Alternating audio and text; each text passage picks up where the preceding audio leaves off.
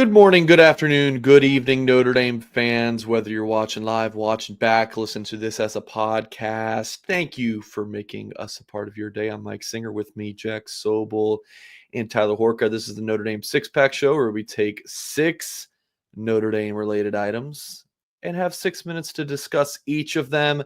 I know these guys are doing well. I talk to them every 5 minutes, it seems like, this time of year. So we're just going to go ahead and dive into the 6 topics. But before, folks, please hit the thumbs up on this video.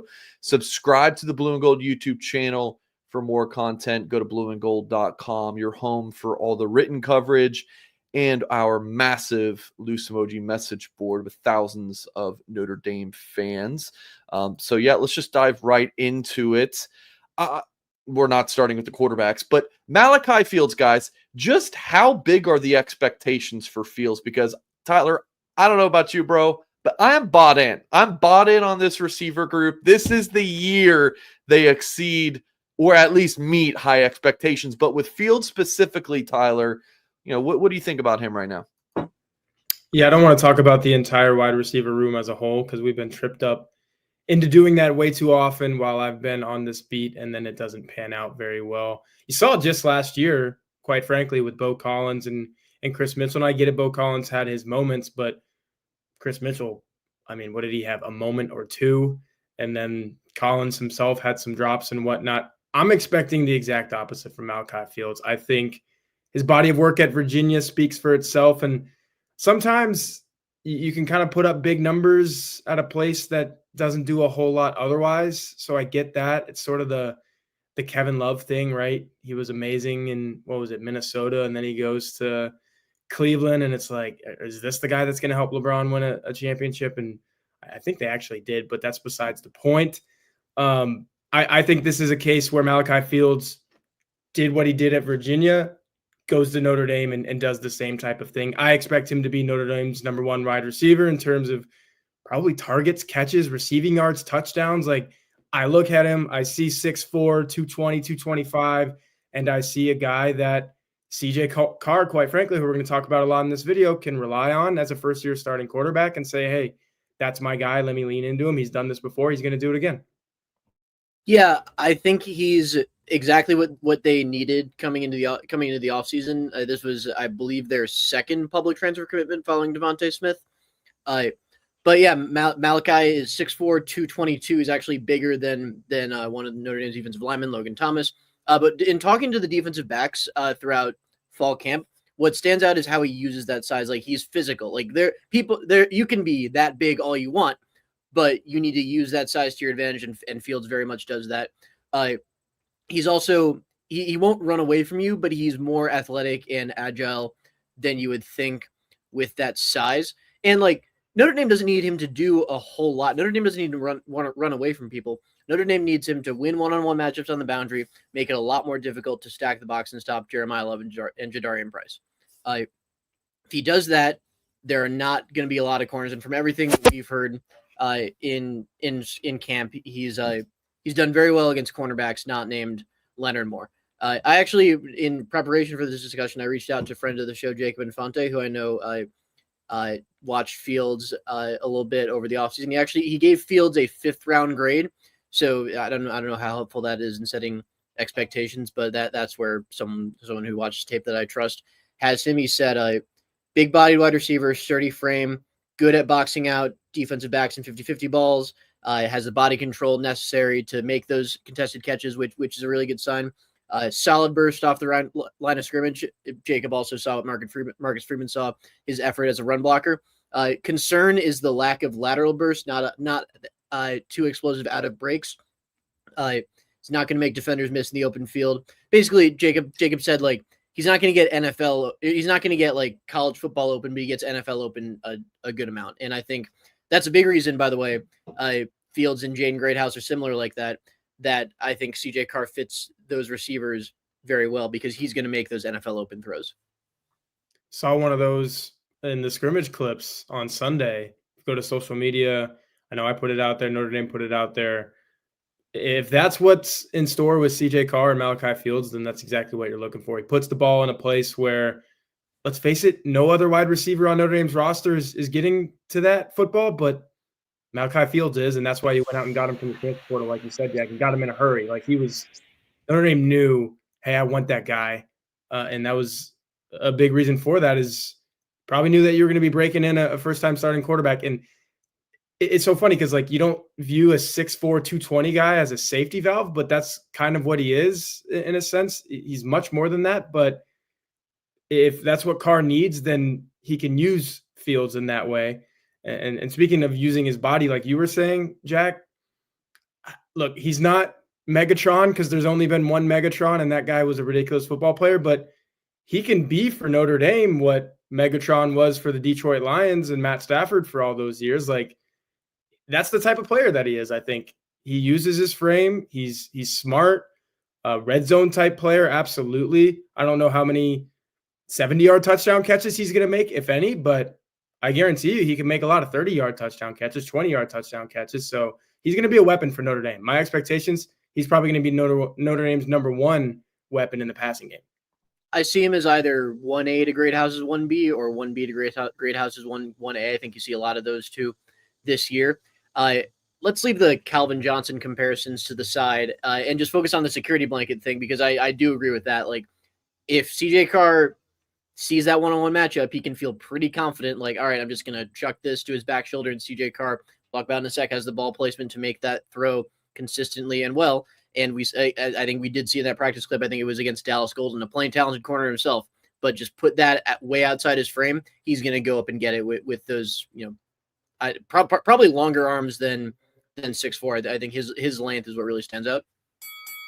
So what, we're about 30 hours, 29 hours or something from out from Notre Dame announcing CJ Carr as quarterback one. Now that we've been able to settle on the news, you guys are done writing articles about it, right? Like the initial news burst. Reflect on it, Mr. Horka.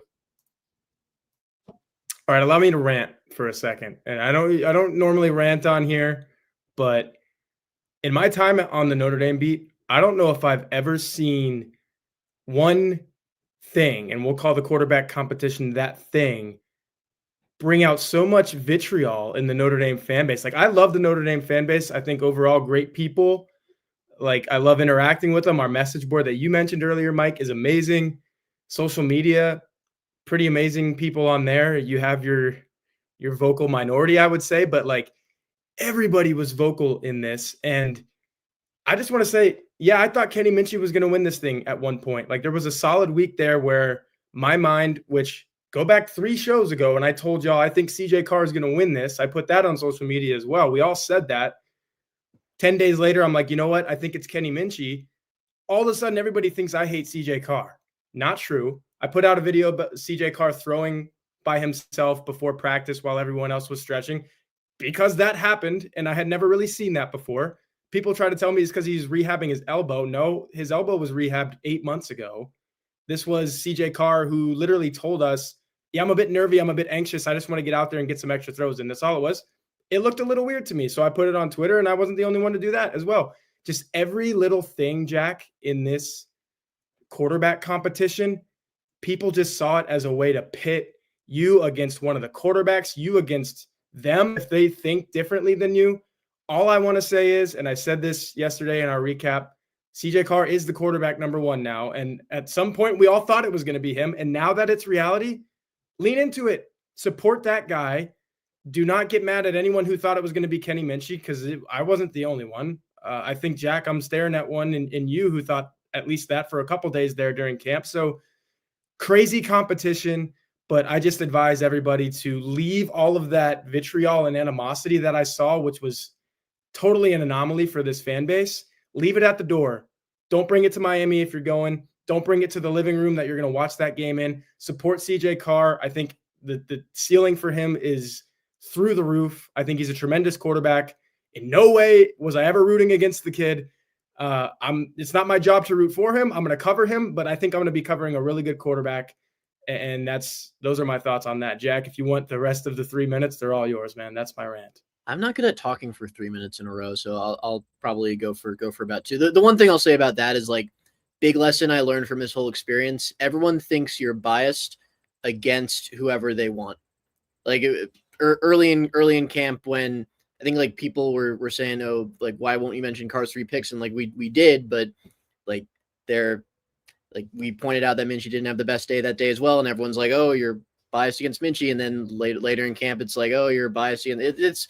It's just like, and I'm not gonna lie, I'm not saying there's none of that on the beat. I'm not saying everyone on the beat is professional and objective, but I like to think we've been. I stand by my reporting the past couple of days. I think the CJ Carr being elevated to starter surprised some people, particularly after Sunday's scrimmage. But I wrote today, like, you have to give the coaching staff the benefit of the doubt right now because they have absolutely earned it. The brain trust, the decision makers who made this call, Mike Denbrock, Marcus Freeman, Gino Guidugli.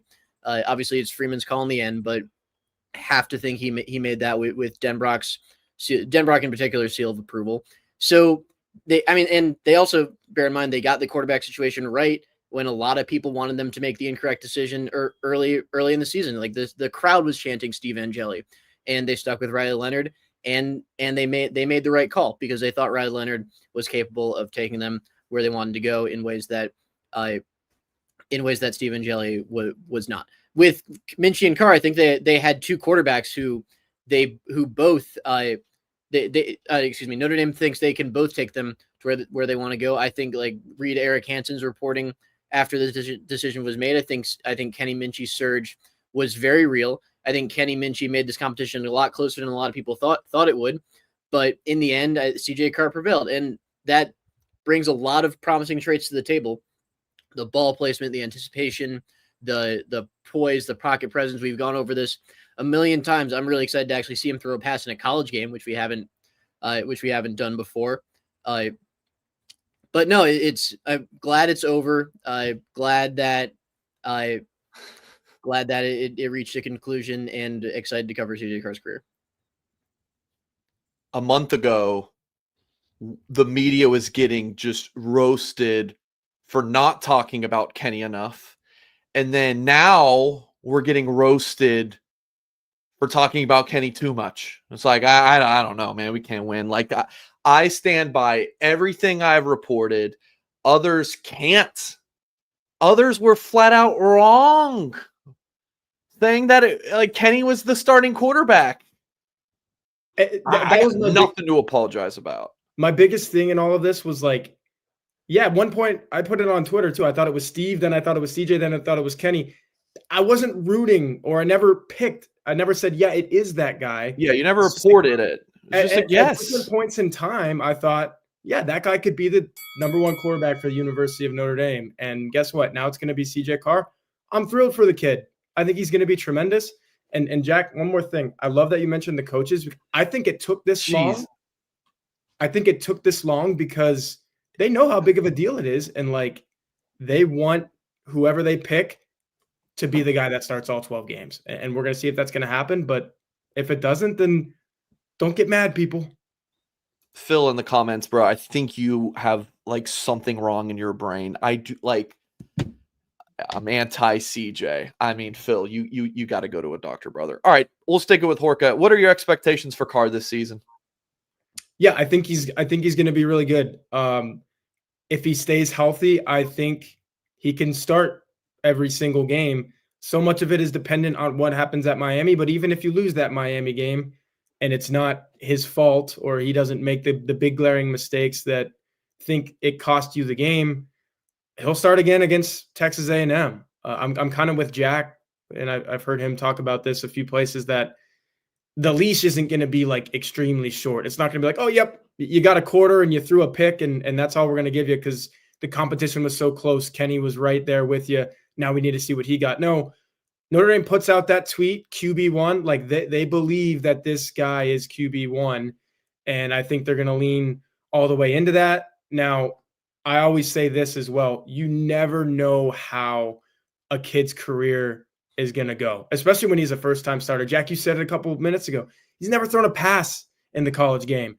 If it gets to be 30, 40, 50, 60 passes and you can tell, I don't know, like this Notre Dame roster is too good to put this guy at QB in the QB1 spot and try to get to the college football playoff. We need to go with the other guy. Then I can see that happening as well. But for the most part, I think the ceiling is too high and he's getting closer to it every day, that he's got every ability to hold on to this thing for the entire season. Well, first of all, rough day for Mike. First, he copies my outfit. Now he's shortchanging us on the clock. We have like 5 minutes to talk about this, and this is like the meat of the show. But yeah, I think your fault. No, Mike's got to stop the clock. So CJ, we have to keep the expectations. What? I just gave you an extra 30 seconds that I took up. Go ahead. Thanks. So we have to keep the expectations for CJ like at least level-headed early. Like I talked to this morning, read the article on BlueandGold.com. I talked to his private quarterback trainer, Will Hewlett, who has trained an NFL MVP in Josh Allen and a Heisman Trophy winner in Caleb Williams, and said that CJ Carr has as much talent as anyone he's ever worked with. But he also said, like, my final stock interview question is, do you have anything else you'd like to add? He said, yeah, tell the fan base there's going to be a learning curve. He said, and I quote, you get out there and it's like, oh, wow, that guy's a lot faster than I thought he would. That guy closes way quicker than he thought he would. That D lineman is way faster than anyone we got. And it's live contact, right? He's going to get hit. And I think that's a factor that's really hard to produce until you actually get out there on the field. So there you have it. Someone who believes in CJ Carr wholeheartedly, who wanted him to get this job, who loves Carr and his family, worked with him who's a freshman, since he was a freshman in high school, saying, like, pump the brakes on game one expectations. He's going to struggle at points in that game. I would say odds are more likely than not that he's going to throw an interception at some point in that game. You have to be patient. Notre Dame will be patient because Marcus Freeman doesn't care what anyone in the fan base says. Notre Dame will be patient. He will not be on, I cannot stress this enough, he will not be on a short leash. He will get leeway to make mistakes. But at the same time, if you're Notre Dame, you need to protect him from that. You need to run a game plan that emphasizes easy reads, the run game, short passes, screens to keep the pass rush honest. If you get through that, and you get through Miami, and you get through Texas A&M, and you win at least one of those games, you would love to win both. You don't need to. You need to win one of those games. If you do that, then you can raise those expectations. Maybe not like, right, he's not going to be a Heisman winner in game 3, but raise those expectations because he is going to be a really good quarterback for this program long term.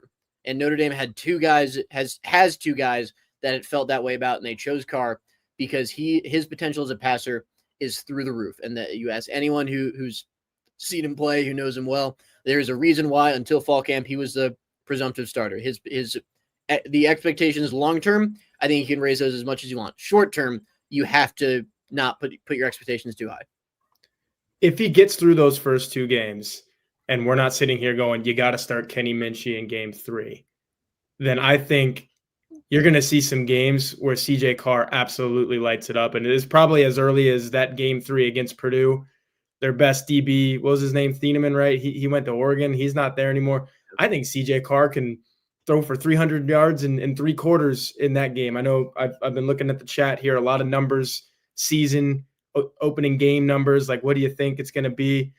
There's a number for you. I think he's got 300 passing yard game potential, like week in, week out against the weaker teams on Notre Dame's schedule. Even with Riley Leonard, he didn't have that. I get it. The offense was different, and he was giving you I think he was giving you 275 total per game with his rushing and his passing. CJ Carr is like a 300-yard passer, pure.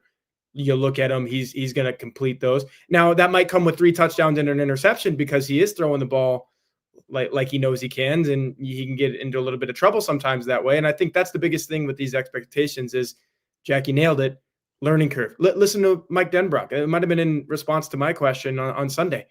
He says there is going to be a learning curve for no matter who goes out there and starts this game. Like, it's not going to be easy.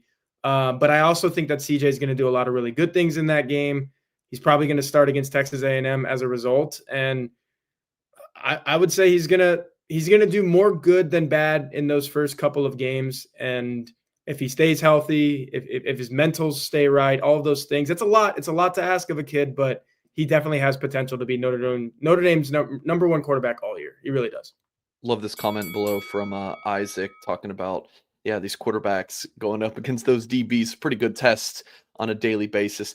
All right, let's talk about Kenny Minchey. I think we all agree he's got to stay ready. But Jack, like, what do you think his long-term future? I mean, we could talk short-term and long-term future at Notre Dame. Well, first of all, I just want to address something Ty said at the end of the last bit, that this will segue into the Minchey thing. 300 yards for Carr against Purdue would be a disastrous outcome for Notre Dame, because it would mean he had to play and throw a lot more than we think he will. I think in general, like 300 yards per game, that's not what you want from your quarterback if you're Notre Dame and you expect to be winning by as much as you do in most of your games. But I do hope for Minchey's sake and for Notre Dame's sake that he plays the second half of that game, because he's got to be ready. Obviously, he will be one injury away from playing for Notre Dame. Obviously, if CJ Carr starts the whole year and is successful, he's probably going to leave to start somewhere else. And hopefully for his sake, because he, by all accounts, great kid.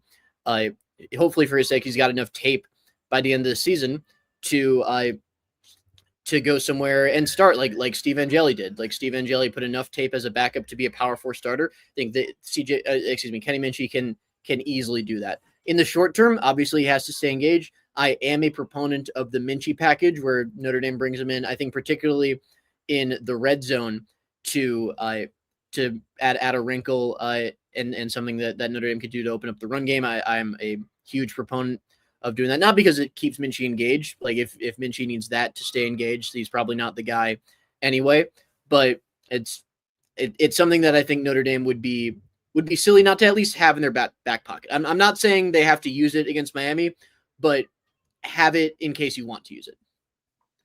I'm not a package quarterback person. I think if you've got a QB1 and he's a dog and he's your leader and that's the guy that people rally around, he should be on the field every single play. And I will say, CJ Carr, Jack, you do agree with me on this, is more mobile than anyone seems to want to give him credit for. Now, are you going to dial up some QB runs just for him in the red zone? Probably not. You want to protect him first and foremost. And even with Riley Leonard's rushing ability, what was the narrative with the coaches? It was, geez, man, just get down. Like we don't want to put you in harm's way type of thing. So, you don't want to put CJ Carr in harm's way, but I think he's going to do some good things with his legs. I think he's going to do enough things with his legs to where I don't think you need that Minchey package. Now, if it's a plus and you know it's going to work, all right, then do it. And the other part of that is if Carr is struggling, which we hit on in the expectations part for him, then yeah, shake it up a little bit, put somebody else on the field. If he's already out of rhythm, you don't risk getting him out of a rhythm if you're putting another quarterback on the field. I think of it as 2021 with Tyler Buckner. There were parts in that season where Jack Cohn was struggling so mightily because the offensive line wasn't there yet, and he just couldn't escape. And he was a sit and duck that you put Tyler Buckner in, and it spread the offense out a little bit, and you were able to move the ball. If that's what Kenny Minchey can do, if CJ Carr is struggling in the same way, then I'm all for it. If not, then look, man, I think short term, Kenny Minchey's future might be just standing on that sideline and watching CJ Carr ball. And I know this sounds crazy coming from a guy that thought that Kenny Minchey was going to be the starter 10 days ago, a week ago, maybe even 3 days ago, 2 days ago before the announcement came out. Like, I thought it was Kenny Minchey, yes, but the reality is it's not. CJ Carr is quarterback one, and I've been saying it, like Mike said, for the 29 and a half hours since it came down. You want that guy to be your guy all year. That's the best case scenario for Notre Dame. That's the best case scenario for CJ Carr. Is it the best case scenario for Kenny Minchey? It's not, but that's college football in 2025. Jack, I'm with you.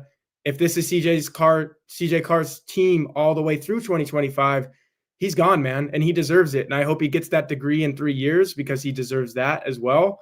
And it'll be the Steve Angeli formula, basically, where you stood on the sideline for a lot of football games at Notre Dame. You never became that guy, and you can go become that guy somewhere else. I think Steve Angeli is going to be great for Syracuse. I think Kenny Minchey can be great for a team of that caliber as well.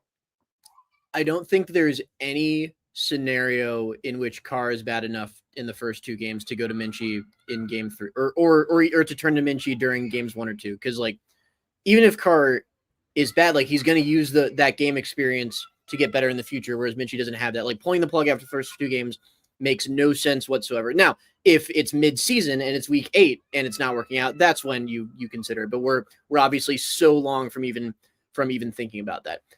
One last note on the Minchey package. Like I've never thought of it as a necessity.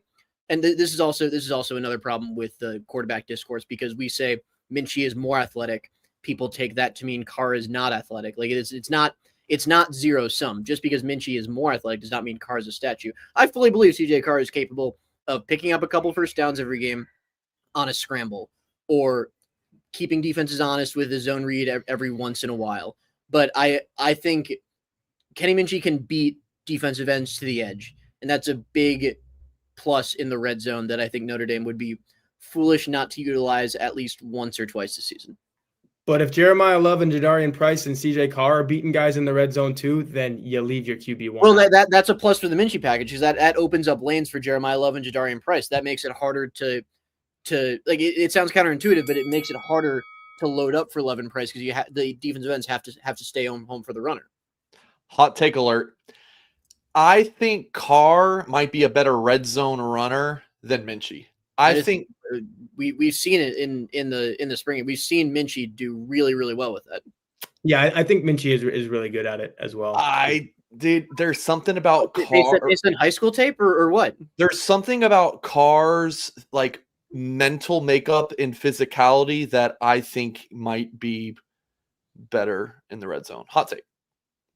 Look, the Minchey backflip thing against the twos or whatever, like that's great. He ran a touchdown in against Purdue. It's outrunning the edge rusher to the corner. Okay, I hear you, Jack. I am just telling you my take is I think Carr.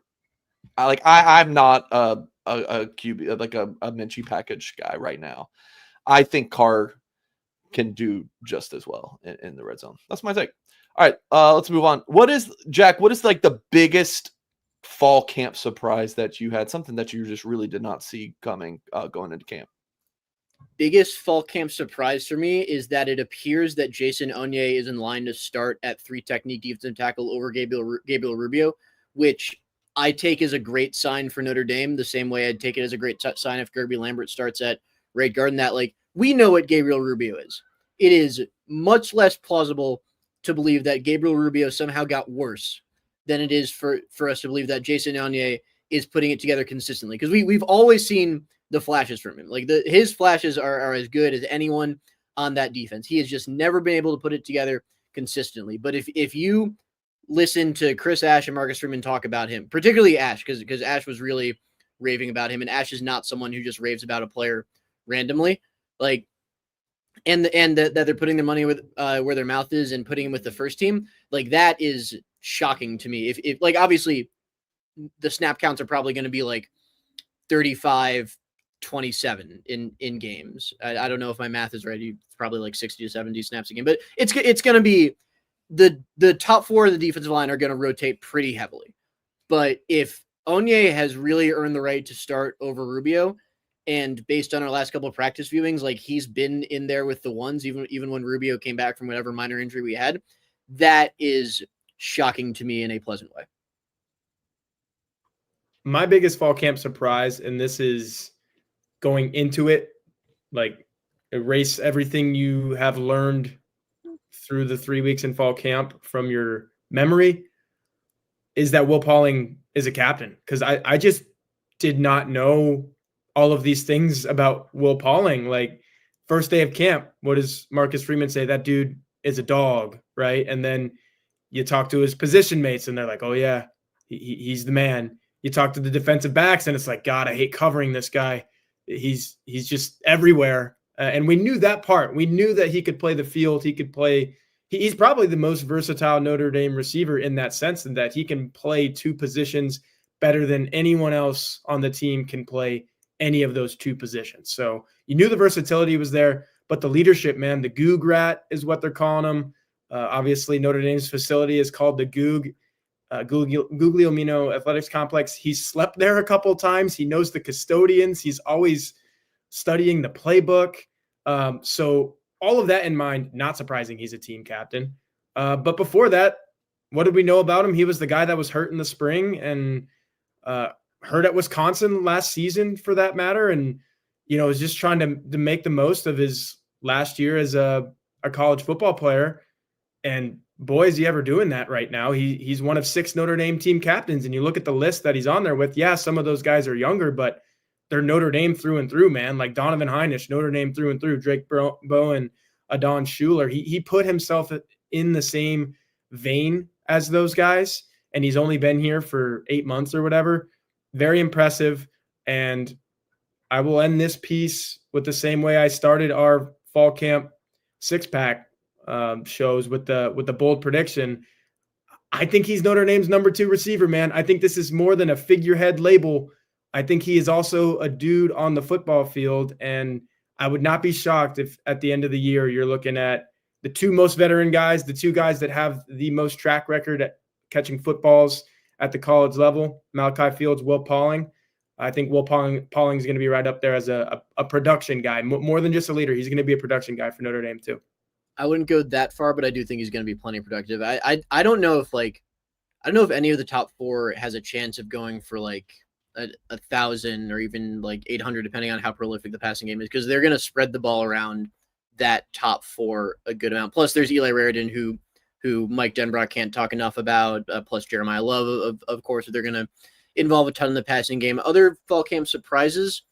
Jalen Sneed holding off KVA seemingly for the starting middle linebacker job. I think that's a big surprise for both of us. Like it's always been, Sneed is kind of like Onion in a sense, in that like it's always been like the flashes are great. He gets talked up in camp. Then the season actually rolls around and he's not playing as much as you thought, and he's not as consistent, and the praise dies down a little bit. But Sneed obviously had his moments of inconsistency last year, but he finished the season on a really good note. He's added the weight necessary to play inside linebacker. And from everything we've heard, Max Bulla, Drake Bowen especially, Bowen had some really nice things to say about Jalen Sneed, who's been his running mate through pretty much everything we've seen in camp. And obviously this is much like defensive tackle, where the top 4 are going to play a ton: Bowen, Sneed, William Amasa, and Jaden Osbury. But Sneed has really upped his consistency from everything we've been told. And if that's the case, like, that's a guy who came in as a 5-star player because he was so athletic. People freaked out about this when I tweeted it, like, Sneed didn't know what a pulling guard was. He said that himself, by the way, when he came out of high school. And that's just we can spend an hour talking about the larger lesson in like expecting too much of high profile recruits because there's 5 stars next to their name. But that's what his starting point was. And he needed to develop from that throughout the past 3+ years. And it really seems like he's done that. One more surprise. Gerby Lambert, right guard. I thought that he was always going to be the swing tackle guy, and he kind of still is that, but he's he's a better guard than I knew. That's for sure. He's either the starter or the first one off the bench at all 4 positions, at every position but center. Watch lists are out of hand this year, but I thought the college football comeback player of the year preseason watch list was interesting. Charles Jagisaw was on there, who of course is going to be out for at least a few weeks with injury. Jabron Payne and Boubacar Traore listed. Jordan Botelho not listed, but you would imagine that he would be up for that potentially. So let's just talk about those 4 guys. What are your outlooks for these guys? I don't know how you want to break this up, but we'll start with you, Jack. I mean, y'all know how I feel about Traore at this point. I think he's a monster. We don't need to spend a ton more time talking about him. Really impressed that Jabron Payne has stayed for as long as he has. But I mean, you hear what the coaches say about Nolan James Jr., and it's like, where are the snaps going to come for Jabron Payne? I know he's going to help himself. He's going to get himself involved in special teams because that's what Jabron Payne does. He's just a really solid football player. But obviously there's Love, Price, and Williams at the top. Even with Keidron Young hurt, you hear what they say about Nolan James Jr., and I don't know. I doubt a little bit that there are going to be offensive snaps available for Jabron Payne if everyone else is healthy. I don't even know if there's going to be offensive snaps available for Nolan James, to be completely honest, even with what Mike Denbrock is saying. So yeah, like the Keidron news, everyone was like, oh, yep, Jabron Payne. And I'm like, well, he was battling Keidron anyway for that 4th spot. And now it sounds like Nolan James was battling both of those guys for that 4th spot. So just too deep of a running back room. But when a guy tears his ACL, comes back, like, you got to give him a nod on this list probably. Charles Jagisaw perennially on this list. Like, gosh, he's coming back from injuries left and right all the time. That would be a really good story, though, if like he does come back and this Notre Dame offensive line is really good. I think it is going to be really good. That's the outlook for it. If he comes back and Joe Rudolph's like, he's one of our best five, because that's his thing, right, Jack? Because Joe Rudolph is like, I want my best five out there. If he's one of them, then that's a really cool story. And then Jordan Botelho in the same vein, always coming back from something. He's coming back from an injury on an injury, and he's got the same type of potential to, I think the edge rushers, even without Botelho, the outlook is really strong for them. I think they're going to be really good. But if he comes in and works his way into that rotation, maybe even toward the top of that rotation, that's also a very cool comeback story. Boubacar Traore has the cleanest path to the true comeback, where you get injured once and we see it for the first time in 10, 11, 12 months, whatever it's been. And like you say, Jack, he's just a menace from the beginning. I think this is a watch list for an award that they're going to give out at the end of the year, right? So you're going to look at people's statistics at the end of the year. Kind of hard to do that with offensive linemen, I know, but I think you're going to look at Boubacar Traore's statistics at the end of the year and just kind of everything he means to this team. The guys love him. He's going to bring down a lot of quarterbacks. He's probably the guy that's got the best chance to win this award of the four guys that we're talking. And I know Jordan Botelho is not even on the watch list, but of the guys that we're talking about, give me Boubacar to be like, oh yeah, this comeback is real.